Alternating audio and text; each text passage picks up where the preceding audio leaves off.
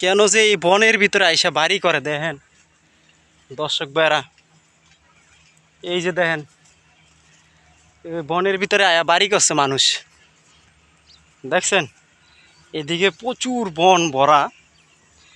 এই যে সামনে দেখবেন আর কয়দিন ফিরে আপনার এই বনের ফুলগুলো উঠবো, বেশিরভাগ এটা কাশ ফুল গাছ কয়। এই যে দেখেন অনেক বন, আর এখানে দেখবেন আপনার সন্ধ্যার টাইমে কোনো মানুষজন আসতে পারে না। এই জায়গাটা পুরো ভয়ানক জায়গা। এই যে দেখেন, দেখছেন আপনার পুরো ভয়ানক জায়গা।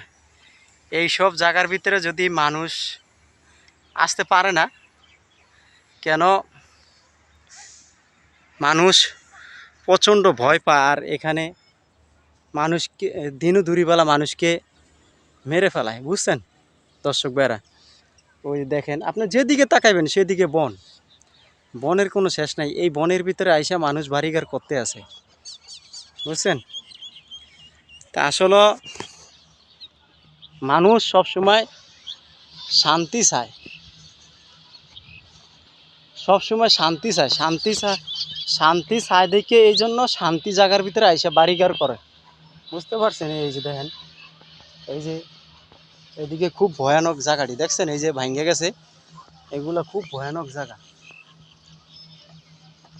তা আমি আপনাদেরকে দেখাচ্ছি আসলে এই জায়গাটি অনেক ভয়ানক জায়গা, সহজে এখানে মানুষজন আসে না, বুঝছেন দর্শক ভাইরা।